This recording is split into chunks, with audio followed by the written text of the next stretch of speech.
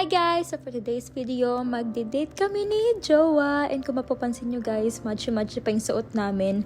Nagkataon lang talaga yan guys. But ngayon, papunta na kami sa aming bus station. And medyo malamig pala ngayon guys. Maaga rin kami bumaba dahil yung bus is darating ng mga 11:45. Yan guys.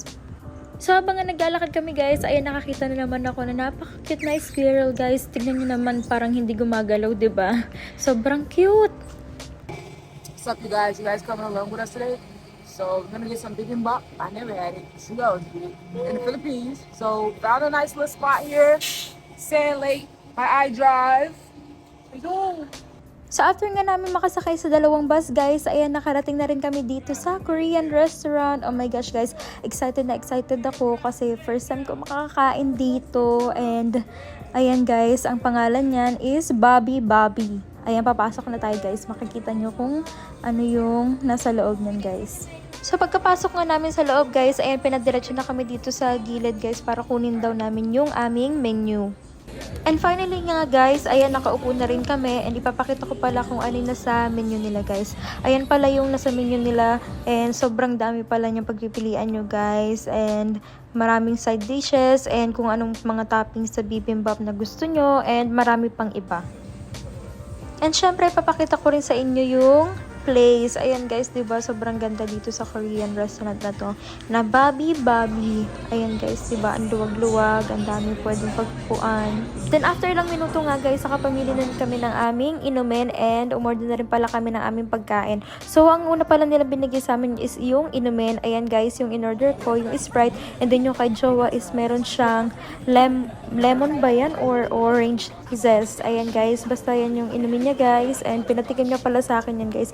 And medyo hindi ko nagustuhan kasi medyo mapait yung dulo. Naiinom ko lagi yung pinakabalat ng orange.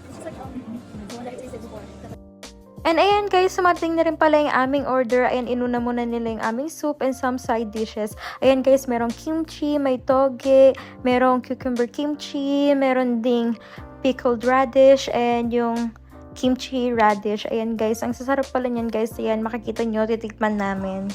Titikman na pala natin guys yung soup. Ayan guys, kung makikita nyo, medyo nag-iba itsura ko dyan guys kasi medyo hindi ko inaasahan yung lasa niya guys. Pero masarap naman siya guys ipag isasabay mo sa bibimbap. After ko nga tikman nyo sa akin guys, ayan naman guys, pinatikim ko na kay Jowa yung pickled radish. Ayan guys, yung isa sa mga favorite ko na side dishes sa Korean food, Korean side dishes guys. Ayan. So pinatikim ko na sa kanya guys and tingnan nyo naman yung itsura niya guys. Diba? Surprise na surprise. Ang sarap daw. And totoo nga naman, masarap talaga yan guys. Then, ang next naman niya na tinikman guys is itong kimchi radish. Ayan guys. So, same reaction din guys, di ba? Talagang ang sarap daw para sa kanya.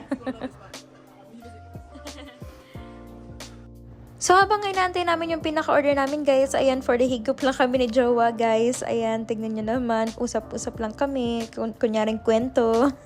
Fun fact about me guys, hindi pala ako marunong mag-chopsticks. Ayan guys, ang hilig-hilig ko kumain sa mga Korean restaurant, pero ang ginagamit ko lang is kutsara and tinidor. Ayan guys, so si Jowa, marunong yan guys. Ayan, diba, tinuturoan niya pa ako. And ayan guys, sinatry ko talaga, pero hindi ko talaga kaya. Ayan, kaya nag-ano na lang ako, nagkutsara, nalaglag pa sa soup ko yung kimchi radish. Dumating na pala yung order namin na bibimbap. Ayan pala yung akin guys. And then yung kay Jowa is kimbap na may barbecue sa gilid. Ayan guys, makikita nyo meron laman sa gilid. Ang sarap niyan guys. And ayan pala yung sauce ng aking bibimbap.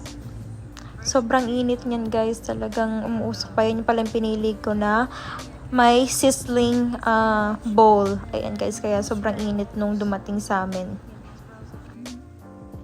At ayan guys, nag-start na rin kaming kumain. Ayan guys, sinaabot ko sa kanya yung kanyang chopstick. Alam nyo naman, hindi ako marunong mag-chopstick, so siya na lang gagamit. At ayan guys, sinalo-halo ko na rin pala yung aking bibimbap. Ayan pala guys, yung pinili kong mga toppings yan guys. May carrots, may bean sprouts, spinach, and mozzarella, and syempre yung egg sa ibabaw guys. Ayan. Ayan guys, itikman na natin. Sobrang init niyan guys. Oh, tingnan niyo naman, talagang hipan muna natin bago natin kainin. As expected nga guys, ayan, ang sarap guys. Ang sarap pala pag may mozzarella cheese yung bibimbap. At ayan guys, pinaabot ko na rin pala kay Jowa yung sauce ng aking bibimbap. Ayan guys, para may halo ko na rin sa aking pagkain. Ayan guys, ayan yung nagpapasarap din sa ating bibimbap. At nag-start na nga kumain si Jowa guys. Ayan, kinain niya ng kanyang kimbap and binigyan niya na sa akin yung sauce ko guys. Sinikman niya lang din sa kanyang kimbap. Pero sabi ko ilalagay ko na dito para mas masarap. So, yan, nag-share lang kami guys kasi ang dami pala ng serving niyan. Hindi ko kayang ubusin. So, sabi ko tulungan niya ako ubusin.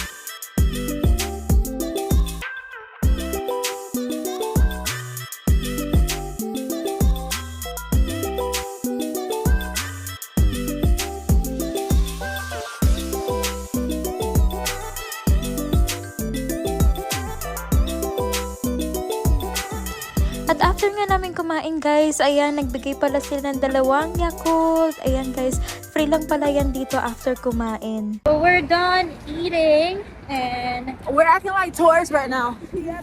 And dito na rin pala nagtatapos ang aking vlog guys. So don't forget to like, share, and subscribe. And click the notification bell for more updates. Love you all!